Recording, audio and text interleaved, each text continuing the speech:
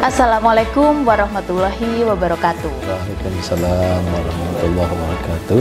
Selamat sore, salam sejahtera bagi kita semua. Kembali lagi dalam acara Santai Sore Pengadilan Agama Surabaya. Perkenalkan, saya Naila Belit sebagai host dan di samping saya ada Bapak Dr. Haji Tamat Zaifuddin, MH.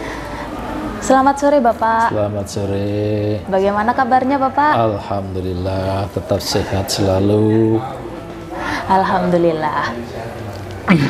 Pemirsa, hari ini kita mempunyai tema yang tidak biasa, yaitu tema mengenai Duangsom. Pak, mohon izin Pak, di sini saya mau menanyakan tentang Duangsom itu seperti apa. Kalau boleh tahu, apa sih Pak sebenarnya Duangsom itu? Oke, terima kasih. Duangsom itu berasal dari bahasa Belanda ya, yang artinya kalau secara bahasa Indonesia Duangsom itu adalah uang paksa. Uang paksa. Kalau kita lihat dalam HIR maupun RBG itu tidak diatur tentang Duangsom itu, namun di dalam RV itu ada aturan tentang Duangsom, diatur dalam pasal 606A dan 606B. Jadi Duangsom itu adalah uang paksa yang dibebankan kepada pihak yang dihukum yang tidak memenuhi hukuman itu, kemudian setiap keterlambatannya memenuhi hukumannya itu, maka dia dikenakan uang paksa tersebut. Uang paksa. Ya. Oke. Jadi itulah yang disebut Duangsom, uang paksa. Gampangnya seperti itu. Oke. Kalau boleh tahu sebenarnya sifat dari Duangsom itu seperti apa ya Pak? Ya. Kalau Duangsom itu dalam hukum acara perdata diatur, pertama Duangsom itu sifatnya aksesoris. Aksesoris itu artinya tuntutan tambahan. Ya, jadi karena sifatnya Duangsom itu aksesoris, maka harus ada tuntutan pokok yang isinya menghukum pihak tergugat misalnya untuk memenuhi tuntutannya, misalnya membayar uang, misalnya dalam perkawinan membayar nafkah iddah, nafkah madyah, nafkah mat, dan lain sebagainya. Namun apabila dia tidak memenuhi pemenuhan hutang itu pada saat yang ditentukan, maka 1 hari keterlambatannya biasanya dihukum dengan untuk membayar sekian dengan uang paksa sekian rupiah. Jadi aksesoris. Jadi karena aksesoris harus ada hukuman pokoknya. Iya. Ya. Kemudian yang kedua, sifatnya adalah hukuman tambahan. Hukuman tambahan. Jadi yang pertama itu aksesoris itu harus ada tuntutan pokok, maka harus aksesorisnya ada. Yang kedua, hukuman tambahan. Karena itu sifatnya hanya hukuman tambahan, maka harus ada yang ditambah apa? Yaitu hukuman pokok. Jadi Duangsom itu merupakan hukuman tambahan yang harus ada hukuman pokoknya. Misalnya A dihukum untuk membayar hutang kepada B senilai 1 miliar misalnya. Ya. Dan apabila, nah ini ada tuntutan, apabila tidak dipenuhi pembayaran hutang 1 miliar itu, maka keterlambatan membayar itu 1 hari dikenakan uang paksa misalnya 100.000 atau 1 juta atau bagaimana. Nah itulah harus ada hukuman pokoknya, kemudian ada hukuman tambahannya berupa Duangsom itu tadi.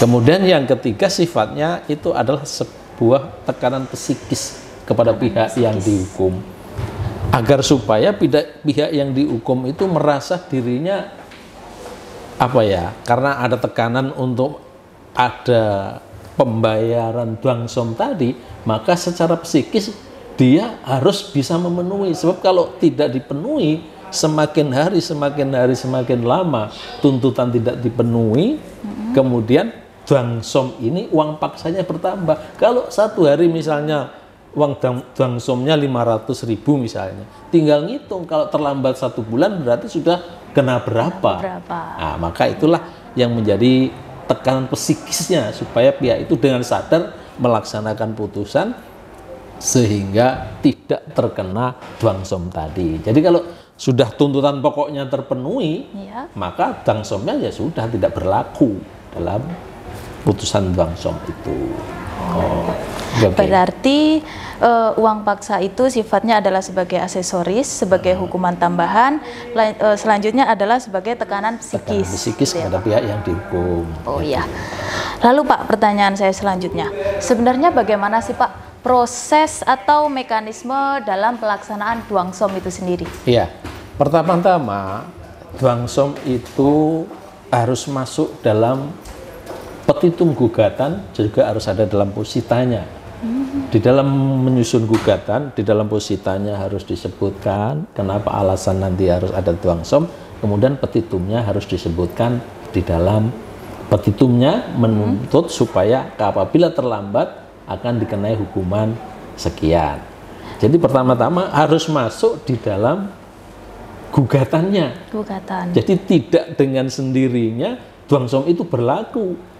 Tanpa ada gugatan, tanpa ada dalam petitum gugatan, tidak akan bisa masuk dwangsom itu nanti dalam putusan hakim. Juga harus ada alasannya kenapa harus dwangsom. Kemudian setelah itu dimasukkan dalam gugatannya, setelah diputus oleh hakim, maka dilaksanakan putusan itu. Kalau tidak dilaksanakan tuntutan pokok, kalau dilaksanakan tuntutan pokoknya berarti dwangsomnya tidak ada, berarti tidak berlaku dwangsomnya. Tapi kalau tuntutan hukuman pokoknya itu tadi tidak dilaksanakan, maka dwangsomnya berlaku, tinggal menghitung. Kalau satu hari keterlambatan tadi misalnya 500.000, tinggal ngitung berapa hari dia terlambat membayar hukuman pokok, maka ditambah dengan dwangsomnya itu tadi, tinggal ngitung. Jadi harus dengan putusan yang sudah berkekuatan hukum tetap. Ada putusan yang berkekuatan hukum tetap juga tidak bisa.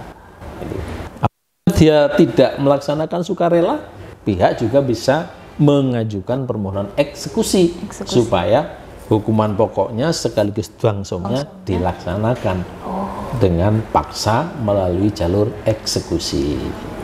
Itulah mekanismenya. Wah, panjang sekali ya tadi ya Pak. Ada pesan-pesan buat pemirsa yang di rumah yang sedang menyaksikan kita?